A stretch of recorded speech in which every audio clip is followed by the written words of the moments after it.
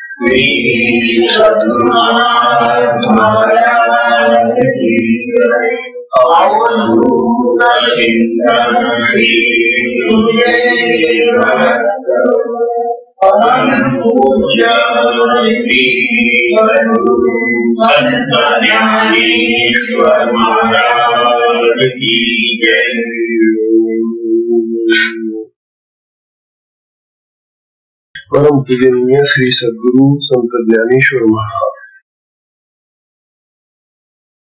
साधकांचे मायबाप बालयोगी आणि भगवान विष्णूचे अवतार असलेले ज्ञानोबा यांचा श्री चांगदेव 65 हा ग्रंथ आपण पाहतो. चांगदेव 65 हा 65 वेळांचा सूत्रमय ग्रंथ आहे.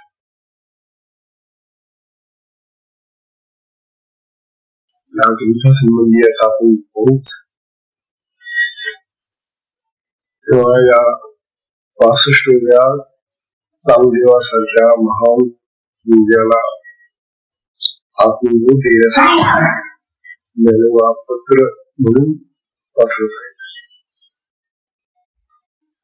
असं पत्र जगामध्ये कोणी लिहिलेलं नसेल. आत्मबोध करणारं पत्र पाहायला मिळते. पत्र अनेक लिहितात, परंतु हे असं 26 ओव्यांचं पत्र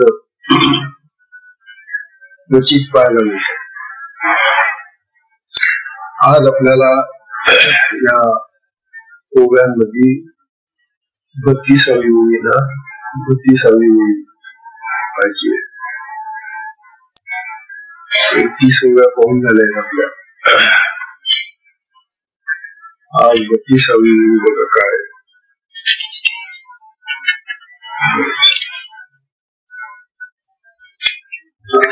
म्हणतात, अरे चांगदेवा, जे जाणण्याची की ठाई,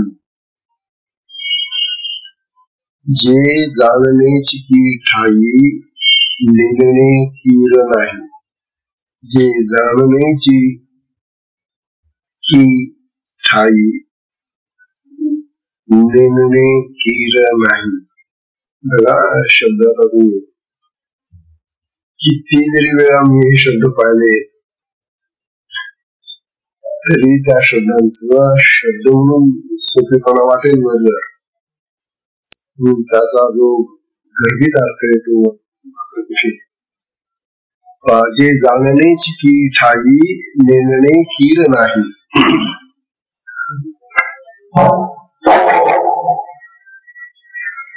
नेणणीची कीर नाही. परी जाणणे म्हणो तयाही, परी जाणणे म्हणो तयाही जाणणे कैसे.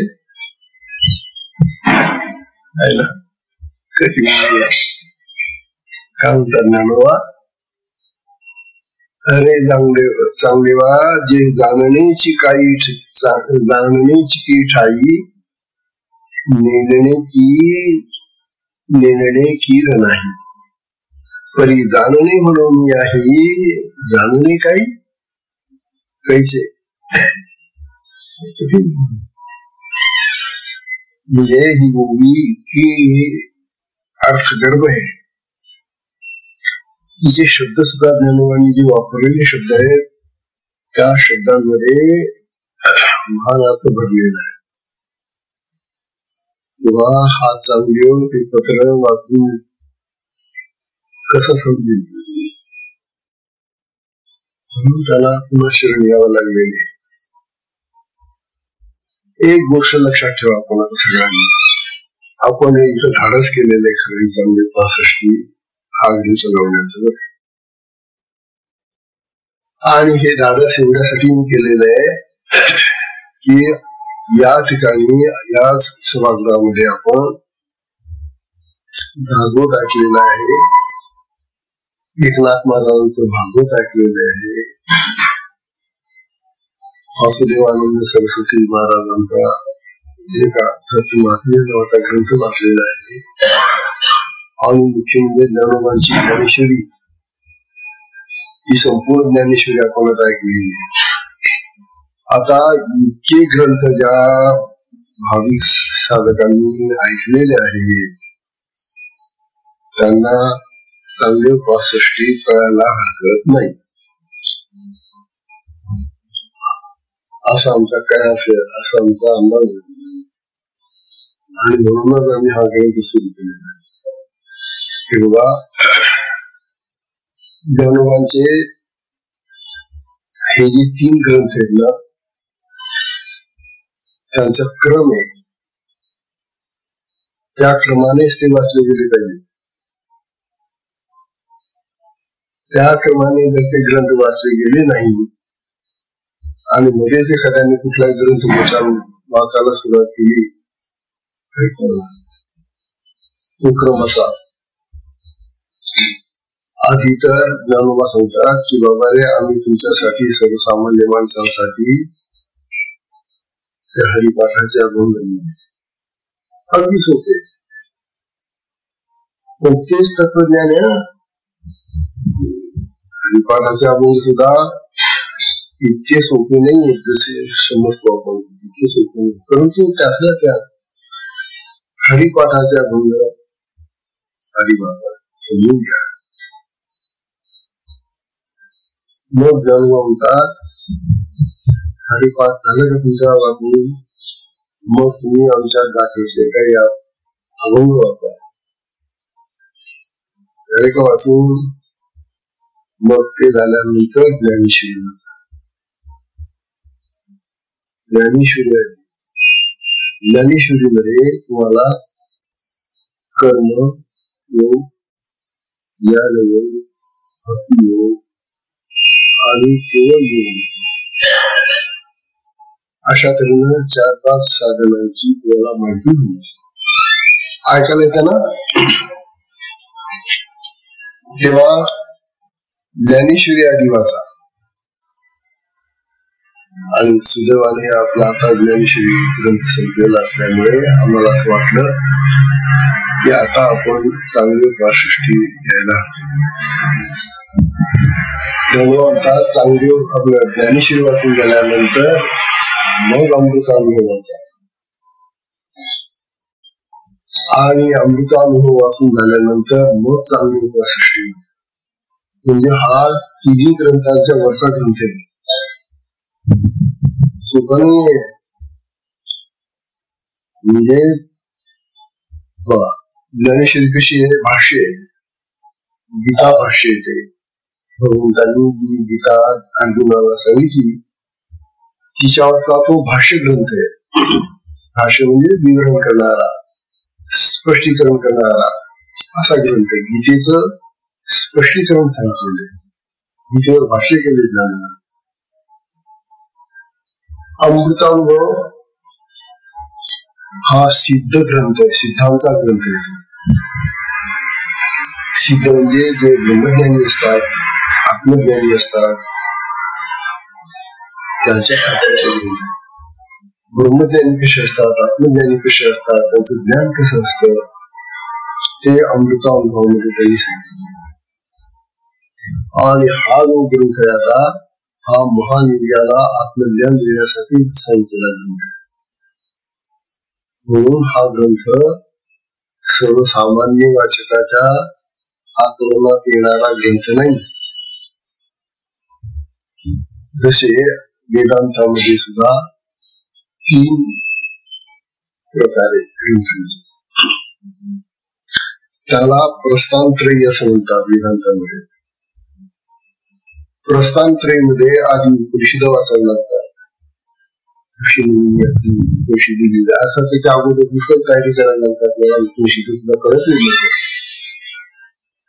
वेदांताचा अभ्यास आधी वेगळ्या संतांचं वांगून झाला, मग उपनिषद वाचायची. उपनिषद वाचून झाल्यानंतर मग ब्रह्मसूत्र वाचायची. उपनिषद हे वेदांताची चर्चा करणारा ग्रंथ आहे. ब्रह्मसूत्र ही सूत्रमय ग्रंथ आहे. एक एक सूत्र आहे त्याच्यामध्ये ब्रह्मासंबंधी, ब्रह्मज्ञानाचं. आणि त्याच्यानंतर मग ब्रह्मसूत्रानंतर भगवद्गीता येते. अशा तऱ्हेनं या 3 ग्रंथांना वेदांतामध्ये प्रस्थानत्रयी म्हणतात. प्रस्थानत्रयी. आता प्रस्थान तशी ही ज्ञानवाची प्रस्थानत्रयी आहे. ज्ञानेश्वरी, अमृतानुभव आणि चांगले 65 ही प्रस्थानत्रयी आहे. प्रस्थानचा अर्थ लक्षात घ्या.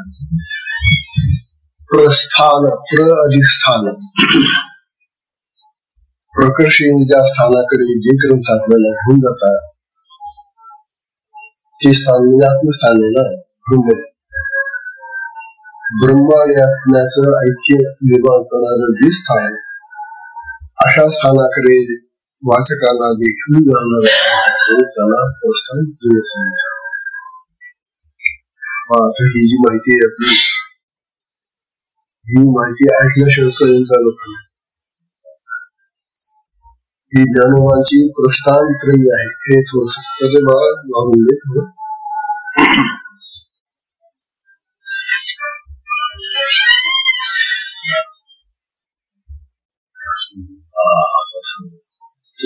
झालेले आवाज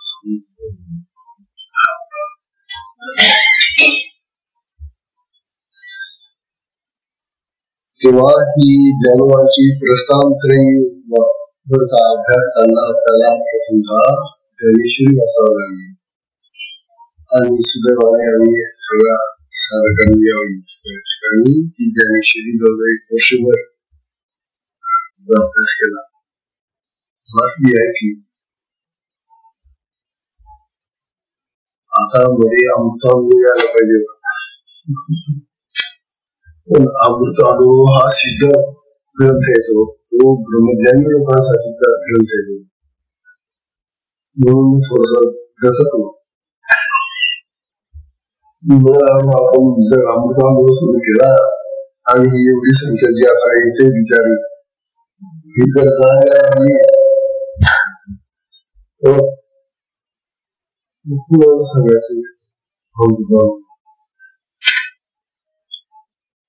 म्हणून मला थोडीशी शंका होती.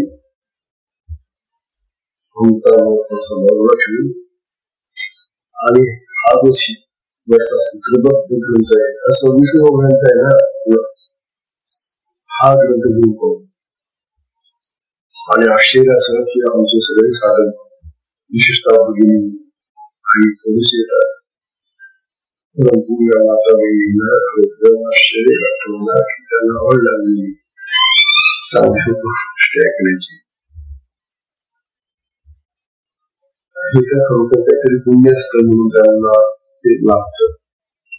पुण्याशिवाय सद्ग्रंथाचं श्रवण होत नाही, संतांची भेटी होत नाही.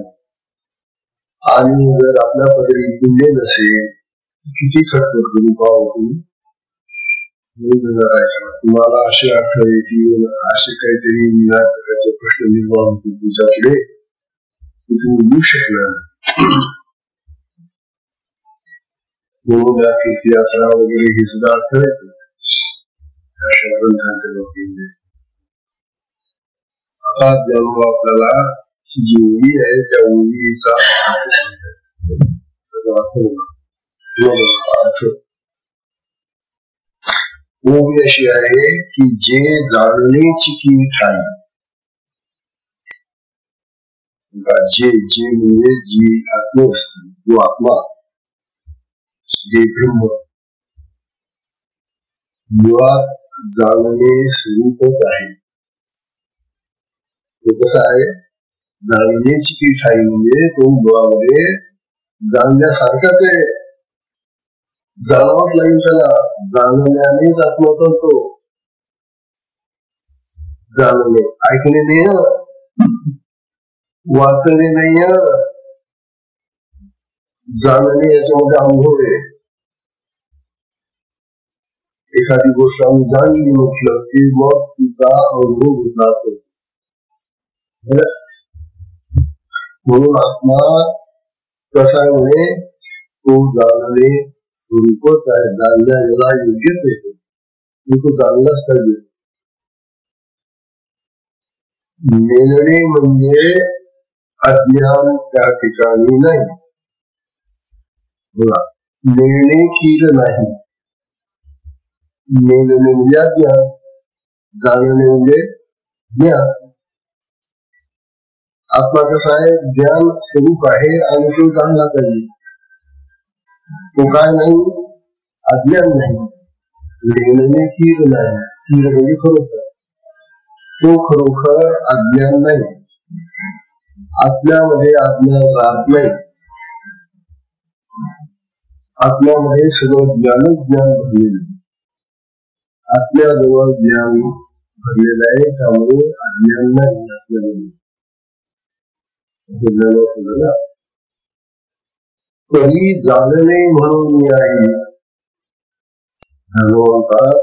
परंतु आपल्याला जाणायचं जर असलं, जाणणे म्हणून आहे, त्याला जर आपल्याला जाणून घ्यायचं असेल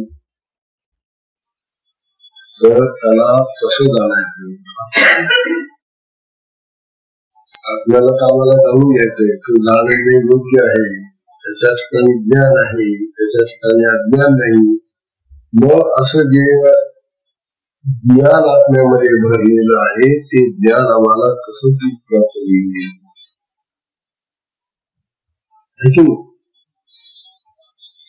जसं एखाद्या घरामध्ये त्या आईने काही लावून म्हणा, काही हातात दिवाळीचे काही पदार्थ करून ठेवलेले असतात आणि ते पदार्थ एखाद्या भरणीमध्ये किंवा कशामध्ये कपाटामध्ये ठेवून दिलेले असतात. आणि ते थोडं शाळेत गेलेले असतात आणि त्यावेळेला कदाचित झोपले असेल किंवा काही कामात असेल. आता त्या पोरांना असं वाटतं की आपल्याला आईने केलेले पदार्थ खायला मिळाले पाहिजे. पोरं काय करतात, कुठे असेल बा लावून, कुठे असेल बा करंजी, कुठे असेल बा चकली, कुठे काय असेल बा हे शोधून बसतात. आणि तो लावणीचा म्हणा, करंजीचा म्हणा डबा दिसला रे दिसला, मग तो उघडायचा कसा, कसा काढायचा. मग ते स्टूल घेतील, स्टूलावर उभं राहतील आणि त्याच्यावरून एक जण चढेल, काढेल, तो उघडेल आणि मग ते खातील. हा सगळा प्रयत्न आहे. ते जे बनवलेले पदार्थ आहेत ते जाणले, त्यांचं ज्ञान झालंय त्यांना, त्या आईने असे बनवून ठेवले घरामध्ये. मग ते खाण्यासाठी त्यांना काहीतरी प्रयत्न करावे लागतात आणि मग ते पदार्थ त्यांना खायला लागतात. तसं आत्मज्ञानाचं कोठार आपल्या आत्म्यामध्ये घडलेलं आहे. तो खाण्याची इच्छा होते का? मला माहिती सुद्धा नाही त्याचा आत्मा आहे म्हणून, आणि त्या आत्म्यामध्ये ज्ञान असतं म्हणून. अरे म्हणून आम्ही आत्म्याला विसरून गेलेलो आहे आणि देहाला महत्व दिलेले आहे. हा डबा आहे देह म्हणजे. या देहाच्या डब्यामध्ये ते आत्म्याचे लाडू भरलेले. मग हा डबा कसा शोधायचा आणि शोधून त्यातले लाडू कसे खायचे हे ज्ञानोबाच्या ओळीमध्ये आपल्याला थोडक्यात सांगते. तसं किती सोपं झालं आता बरोबर. ओळी किती कठीण आहे. ओळी आपल्या संबंधी बोलते, परंतु जगाचे असे उदाहरण घेऊन आपल्याला किंवा दृष्टांत घेऊनच आपल्याला तो विषय सोपा करून घ्यावा लागेल. अन्यथा हा विषय असा विषय आहे चांगली 65 हा सर्वसामान्य माणसांच्या पहिल्यात येणारा आपल्याला येणारा विषय नाही. जसं 1-2-3 वर्षाचं पोरग लहानचं बाळ आहे आणि त्या लहान बाळाला जर आम्ही पैलवानाचे भिंताचे लावून खायला दिले किती 1.5 वर्षाचं 1.5 वर्षाचं पोरग आहे. आताशी पुढे उभं राहून चालायला लागलेले आहे. पण त्याला जर आम्ही आहे पैलवानांना फसवणारे हिवाळी लावून हिवाळ्या हाताला भिंताचे लावून काय भरतात त्याच्यामध्ये मसाला असा तो ताकद देणारा लाडू त्या लहान मुलाला खातायचा आणि ती त्याला खावलेली घालायची त्याचे त्याला तसं ज्ञानेश्वरी असताना किंवा बाहेर अगोदर ग्रंथांचा न करताना एकदम चांगले सृष्टी केली असताना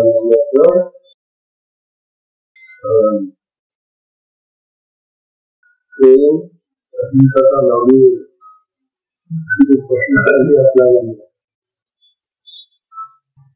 प्रमाणे केला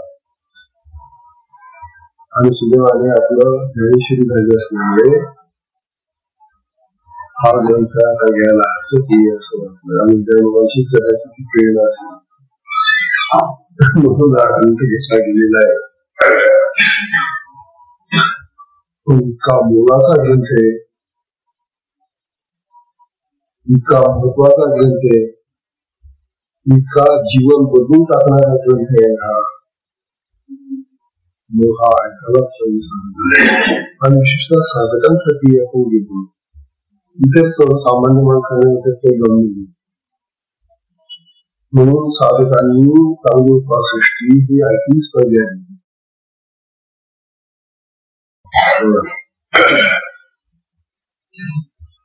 धन्यवाद आपल्याला समजाले.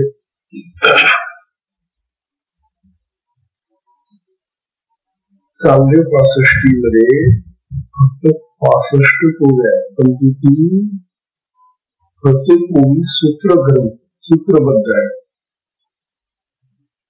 जशी ब्रह्मसूत्र आहे तशी ही चांगली 65 प्रत्येक ओळी सूत्र आहे. सूत्र शब्दाचा अर्थ आहे, सूत्र म्हणजे ज्यामध्ये कमी अक्षर आणि अधिक अर्थ असतो. अल्प अक्षर बहु अर्थ. सूत्र म्हणजे कमी अक्षरांचं थोड्या अक्षरांचा आणि त्याच्यामध्ये खूप भरलेला समूह 3-4 शब्दांमध्ये म्हणजे अर्थ मोठा अर्थ गहन आणि अक्षर त्याला सूत्र म्हणतात. हा प्रकार आपल्याला संस्कृत वावरणामध्ये फार आढळतो आणि बऱ्याचशा आपल्या महात्म्यांनी सूत्रबद्दल ग्रंथ लिहिलेले प्राचीन संस्कृत भाषेमध्ये सूत्र ग्रंथाला फार महत्व आहे. कारण ते लिहायला घुसर जातं, वाचायला पटकन वाचन होतं, पण अर्थाच्या दृष्टीने ते मान असत. आता एवढं हे सूत्र पाहणं आपण पाठवलेले दर्शनाचं पहिलं सूत्र आपण परवा वाचलं. योग चित्त वृत्ती निरोधा 3 शब्द आहेत. काय योग चित्त वृत्ती निरोधा ह्याला 3 शब्द आहेत. पण महाराज त्याच्यावर अनेक दिवस प्रवचन होता. समजाले आता ही उंच पाहणार. आता काही उद्यात आपल्याला ह्या चांगली 65च्या उभ्या अर्थ लावण्यासाठी अमृतानुभवाच्या गोळ्या घ्याव्या लागतील. का? कारण अमृतानुभव हा सिद्ध मार्ग पुरुषांसाठी लिहिलेला ग्रंथ आहे ना. ते अमृताचे अनुभव आहेत. मन होते त्यांचे, तेव्हा त्या ओव्या अमृतानुभवाच्या ओव्या काही घेऊन आपल्याला या ओव्यांचा अर्थ करावा लागेल. इतक्या या ओव्या महत्वाच्या आहेत आणि मग या ओळीचा तुला अर्थ होईल.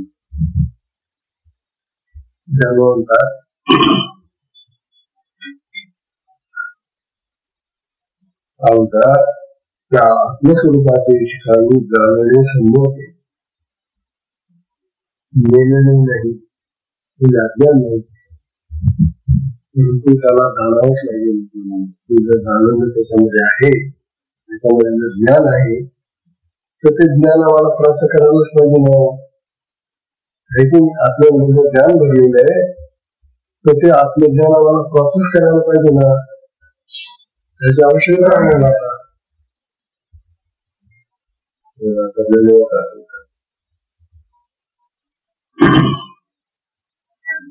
आत्मा अवतारणाची तैसात्मा सच्चिदानंद. आपल्याकडे काय सच्चित आणि आनंद स्वरूप आहे. सत हे अखंड राहणारे तत्व, सच्चित चैतन्य स्वरूप आहे आणि यामुळे आनंद होतो, आनंद स्वरूप आहे. आत्म्यापासून आपल्याला खरा आनंद मिळतो, सात्विक आणि चिरंतन आणि शाश्वत आनंद मिळतो. इतर पदार्थापासून मिळणारे आनंद जे असतील स्वरूपात ते पूर्ण आणि शाश्वत असे आनंद नसतात, ते क्षणजीवी असतात.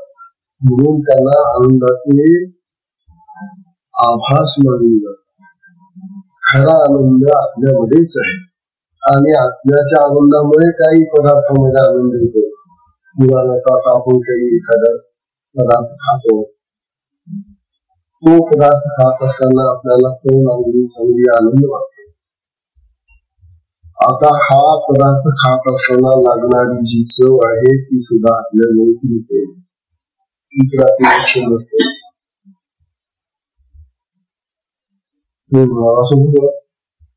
आवांची जीव येणार, तिला गोड लागून राहिलं, आमचा हात येणार त्याला मोड लागून राहिलं, डोळे पास आहेत ना त्याला चांगलं दिसून राहिलं, सगळे तो आनंद येऊन राहिला आम्हाला असं कोण म्हणा.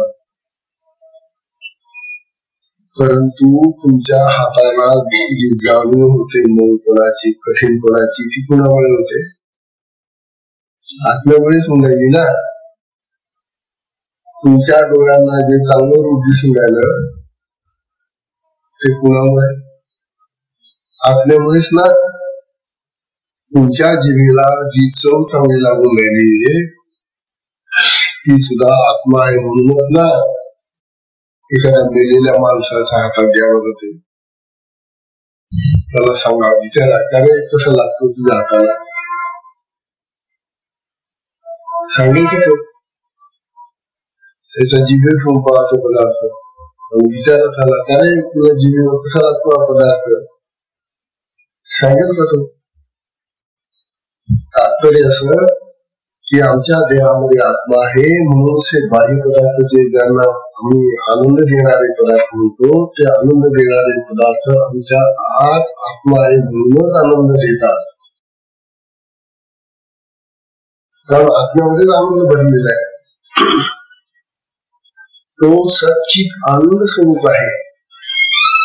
तो सच्चित स्वरूप आनंद स्वरूप असल्यामुळे त्याच्यामध्ये आनंद भरलेला असल्यामुळे त्याचा आनंद आमच्या इंद्रियांच्या माध्यमातून आम्हाला तो देणार.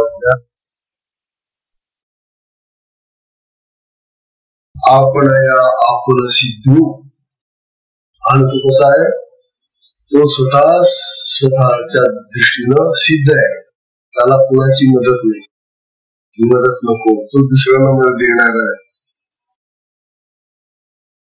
आपल्याला कोणीही कोणतंही सहाय्य देऊ शकत नाही, मदत करू शकत नाही.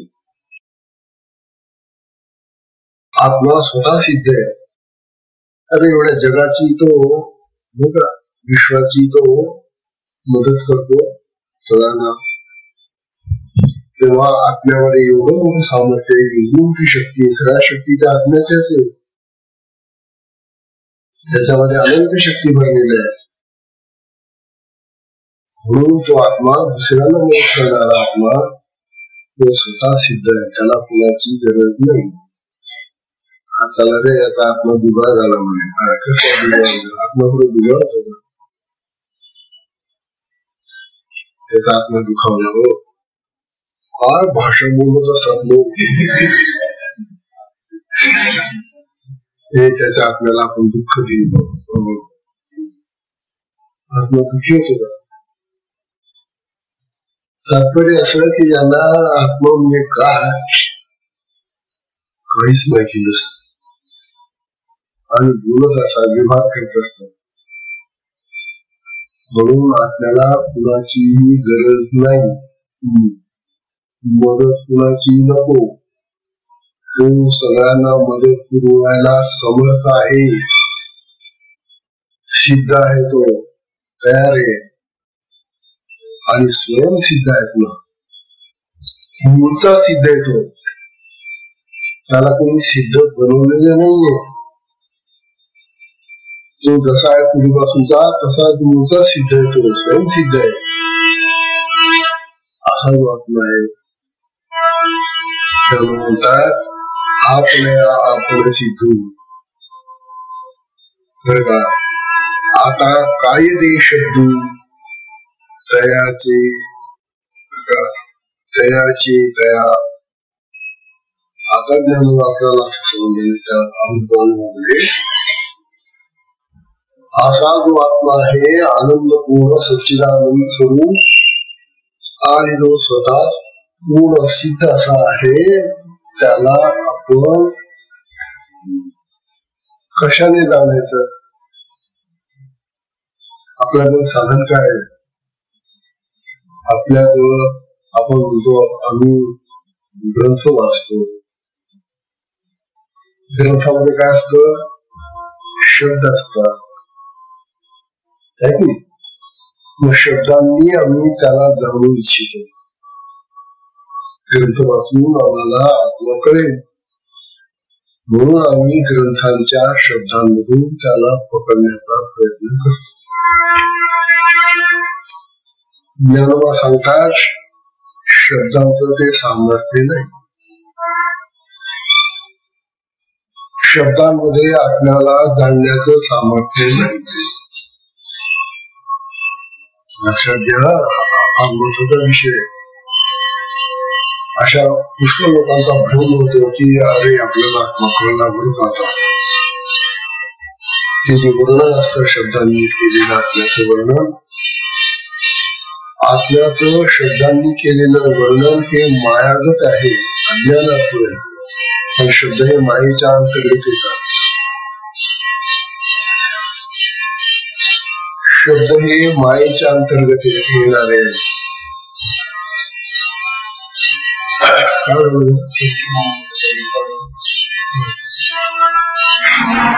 आज काय सुद्धा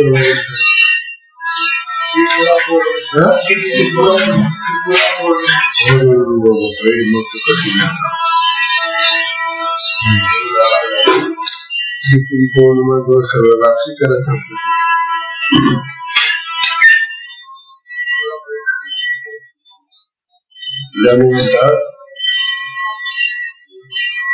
शब्दांनी आपण आपल्याला जाणण्याचा प्रयत्न केला तर तो आत्मा शब्दांच्या कैयात कावेत हाताने पकडला जाणार नाही. शब्दांनी आत्मा जाणता येत नाही.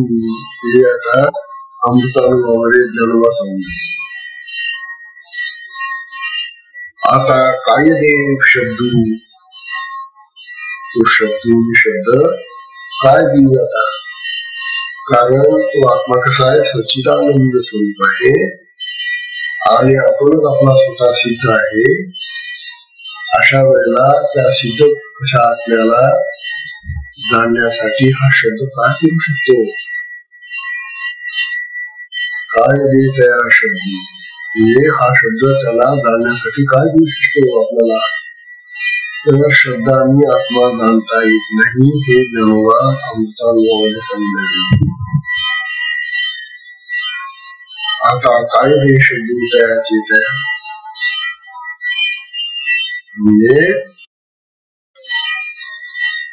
शब्द काय निर्माण करू शकतात, काय करू शकतील याचा लाभास आत्मलाभ होण्यासाठी शब्दांनी काय करावे. तर शब्द आत्म्याच्या बाबतीमध्ये पुन्हा शरणागत होता. जशी वाणी आमची वाणी म्हणजे वाचा, मन जसे ना, बुद्धी जशी ना, जशी इंद्रिय ना, ती इंद्रिय जशी आपल्याला जाणू शकत नाही तसा शब्द हा कानाचा विषय आहे. शब्द हा कानाचा विषय, कानाचा विषय शब्द आहे. जर जिभेचा विषय लाडू किंवा साखर आहे जाणून का आपल्याला, कारण जिभेचा विषय कोणता आहे, खूप खारट गोड तिखट आंबट वगैरे रस आहे. तेव्हा या रसांनी तो आत्मा जाणणाऱ्यांचा जर या इंद्रियाच्या विषयाने तो जाणला जात नाही तर कानाच्या विषयाने जाणणाऱ्यांचा तो, आणि कानाचा विषय शब्द आहे. शब्द आपण कसं ऐकतो, कानाने. मग कानाचा विषय असलेला जो शब्द आहे तो आपल्याला जाऊ शकतो. तर शब्दूचे ते काय म्हणतो ते, आता काय हे शब्दूतयाचे तया आपल्याला काही होऊ शकत नाही, आपल्याला काही करू शकत नाही. मग शब्दाने आत्मा जाणता येत नाही हे आता या ठिकाणी ज्ञानोबांनी स्पष्ट करून टाकलं. मग शब्द गेला वाया. मग आम्हाला दुसरं एक जाणण्याचं साधन माहिती, ते म्हणजे प्रमाण. आपण प्रमाणाने जगाची ओळख करतो. उदाहरणार्थ ही पेटी आहे, आता मी इथं प्रत्यक्ष ठेवलेली, ही प्रत्यक्ष असल्यामुळे आम्हाला दिसते, कळते, याला प्रत्यक्ष प्रमाण म्हणतात. प्रत्यक्ष म्हणजे ती हवेलाच येणं प्रत्यक्ष म्हणते, याला प्रत्यक्ष प्रमाण म्हणतात. या प्रत्यक्ष प्रमाणाने मी आत्मा जाणता येत नाही. त्याला आत्मा प्रत्यक्ष अशा पेटीसारखा आणता येईल आपल्याला काढून. जो आत्मा आपल्या देहात आहे त्या देहातल्या आपल्याला आपण या पेटीसारखं बाहेर आणू का, तो बाहेर पण आहे. खरं म्हणजे बाहेर आणण्याची गोष्टच काय, त्याला सांगितलं ना आपण, तो सगळीकडे सर्वत्र भरलेला आहे. म्हणजे तो प्रत्यक्ष प्रमाणाचा विषय, प्रत्यक्ष प्रमाण झाला. दुसरं प्रमाण आहे अनुमान प्रमाण आहे. अनुमान म्हणजे तर्क करतो आपण. दूर दिसतोय ना, मग काय तिथं आधी असला पाहिजे. यत्र यत्र धूमाः तत्र तत्र अग्निः. जिथं तिथं धूर दिसतोय ना, मग तिथं आग असली पाहिजे. प्रत्यक्ष आग दिसली का, मग काय दिसतोय, धूर दिसतोय. मग धुरावरून तुम्ही अनुमान करता, धुरावरून तुमचं अनुमान होतं की तिथं अग्नी असला पाहिजे. जसा एखादा मनुष्य घरात नाहीये आणि तुम्ही त्याला भेटायला गेला, मग ज्या अर्थी तो घरात नाहीये त्या अर्थी तो कुठेतरी बाजारात गेला असलं पाहिजे, बाहेर गेला असलं पाहिजे. काही अनुमान झाले तुम्ही प्रत्यक्ष जाताना पाहिलं की तुम्ही प्रत्यक्ष तर काही पाहिलं नाही त्याला जाताना, पण तुम्ही अनुमान करता की तो आता मग बाहेर गेला असला. म्हणून अनुमान हे प्रमाण जाणण्याचं. तसं हे शब्द प्रमाण आहे. बरं का, शब्दाने जाणलं जातं. सगळे पदार्थ आपण शब्दाने तो पदार्थ. ही भिंत हा शब्द आहे की, मग भिंत म्हटले की तुम्ही चटकन ओळखता की आता कशाला भिंत म्हणतात. तुम्हाला जर एखादा लाकूड दिलं तर म्हटलं भिंत भिंतला भिंत कानकोण माहिती झालं ना, भिंत शब्द माहिती झालेला आहे. म्हणजे शब्द प्रमाणाने तो म्हणजे कुठल्याही प्रमाणाने आत्मा जाणता येत नाही. प्रमाणाने जगातले पदार्थ, वस्तू, प्राणी वगैरे सगळे जाणता येतात, परंतु आपल्याला नाही. आत्मा प्रमाणातीत आहे, प्रमाणांच्या पलीकडे आहे तो. ही सगळी प्रमाण आत्म्यामुळे सिद्ध झालेली आहेत. म्हणून आत्मा प्रमाणाने सिद्ध होणारा नाही. हे एवढं साधन होतं ते आम्हाला ज्ञानाचं तरी घेतलेच की, तरी सुद्धा हा नाटक ज्ञान आमचा अनुभवातली वेगळी ज्ञान होता. कोणाही प्रमाणाचे निहाते,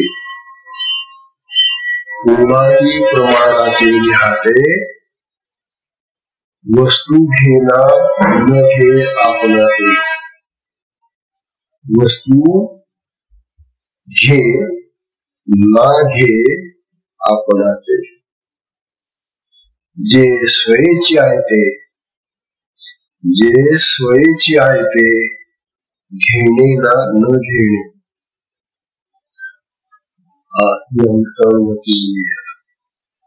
इथं प्रमाणांचा विषय आलेला आहे. त्या लोकांनी सांगितलेले कोणाही प्रमाणाचे निहाते, कुठल्याही प्रमाणाच्या हाताने ती वस्तू घेता येत नाही ना टाकता येत नाही.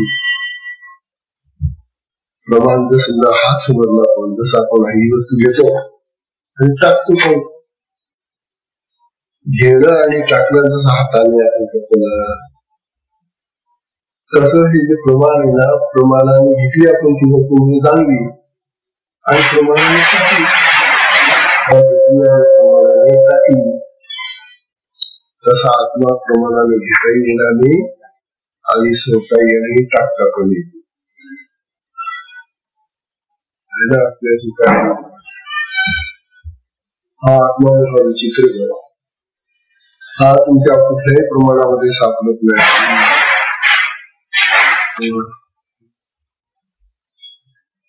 ज्ञानवंतात कोणाही प्रमाणाचे निहाते, वस्तू घे ना घे आपल्या. तेव्हा ती वस्तू प्रमाणाच्या साहाय्याने, वस्तू म्हणजे आत्मा किंवा असिद्धही राहत नाही. सिद्ध परमात्मा प्रमाणाच्या साहाय्याने सिद्ध करता येत नाही आणि तो असिद्धही राहू शकत नाही, कारण तो मूळचा स्वयंसिद्ध आहे. हा विषय. मग आम्हाला असं वाटतं की आम्ही कल्पना करू आत्म्याची, आम्ही आत्म्याबद्दल काहीतरी असा तर्क करू, हे काय असा असेल तो बर का, मग जाणता येईल की नाही तर्काच्या सहाय्याने.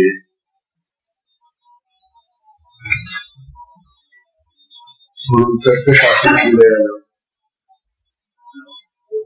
तर्कशास्त्र बर का आपल्या ह्याच्यामध्ये किंवा या तर्काच्या सहाय्याने तो आत्मा जाणता येईल का? पुष्कळ लोकांना असं वाटतं की आम्ही तर्क केला बरोबर आहे की आमच्या तर्काप्रमाणे आत्मा आहे, पण आत्मा कुठल्याही तर्कामध्ये बसत नाही.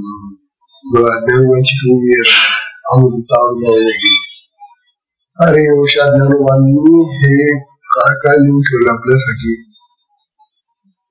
काय वय आहे ज्ञानवांचं. ते म्हणतात हा तर्काची दिशी, तर्काची दिशी दृष्टी, हा तर्काची दिशी गोचर नव्हे किरीटी, ज्ञानशरीती होईल.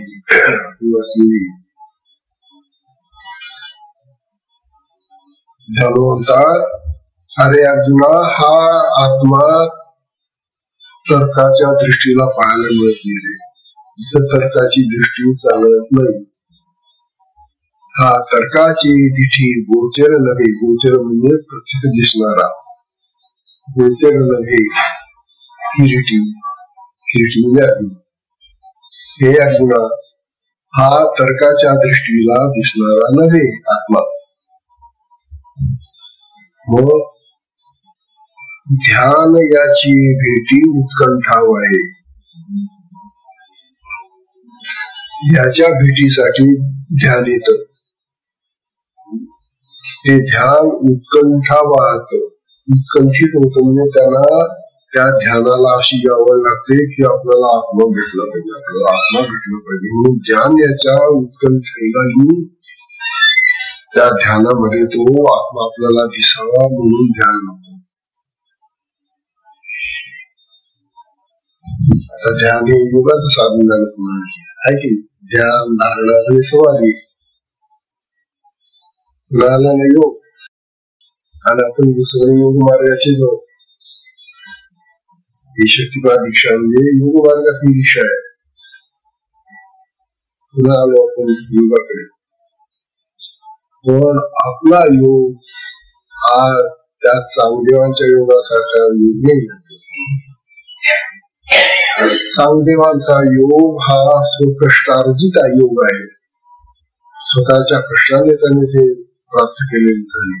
त्याला गुरुने माहिती दिली, सांगितलं, परंतु तो प्रयत्न करून करून करून त्याने ते मिळवलेलं आहे. आपला योग बिना कष्टाचा आहे असंही करत नाही. काय दुर्दैव आमचं. आम्हाला असे सद्गुरू प्राप्त झाले की ज्यांनी हा योग करण्यासाठी तुम्हाला काही काम करायचं नाही सांगितलं. करायचंच नाही तर वाया जाईल आणखी, म्हणून न करण्याचा योग तुम्हाला दिलेला आहे. असं ज्ञानी बसावं नुसतं. म्हणून ध्यानाच्या भेटीला तो आत्मा येईल. आता इथे ध्यान त्याची भेट घेण्यासाठी उत्कंठित झालेली आहे. कुठल्या या आत्मभावाने या ठिकाणी ध्यान लावलेलं आहे आत्म्याला भेटण्यासाठी. आणि जे ध्यान आहे ना, आपल्या मार्गातलं हे शक्तीने लावलेलं ध्यान आहे. शक्ती ही आत्म्याची शक्ती आहे. आत्म्याची शक्ती असल्यामुळे आत्मशक्तीने लागणार ध्यान हे ती शक्ती ताबडतोब त्या आत्म्याला घेऊन येते. पण ती आत्म्याची शक्ती ना, मग त्या शक्तीला माहिती आत्मा कसा कुठे काय करतो. ही शक्ती तुम्हाला आत्मा दाखवेल. आपली साधना किती श्रेष्ठ साधना आहे हे आपल्याला या ज्ञानोबांच्या वचनावरून कळतो. आणि तरी सुद्धा आम्ही लोक ती साधना करत नाही. करतील कसे? त्यांच्या साधनेबद्दल जे ज्ञान पाहिजे, जी माहिती पाहिजे, त्याचा अभाव. तेव्हा जेव्हा आता ध्यान, धारणा आणि समाधी हे जे योगाचे 3 अंग आहे, त्या 3 अंगांमधून आपल्याला जायला पाहिजे व समाधीच्याही वर जावं लागेल. समाधीपर्यंत साधना आहे आणि समाधी नंतर ज्ञान. आत्म्याचं ज्ञान हे समाधी नंतर होत. समाधीपर्यंत तर साधनाच करायला लागेल. पण आमची साधना समाधीपर्यंत पोहोचेल तेव्हा तिथं आताशी कुठं काय कोणास ठाऊक देव झालं कोणतं पोहोचलं काय माहिती. सत्याची वेळ संपलेली त्याला भाव अपुरा विषय उद्या थोडासा घेऊ आणि पुढची द्यावी. आजच्या सत्संगाला आपण या ठिकाणी विश्रांती देऊया. हरिओम तत्सत.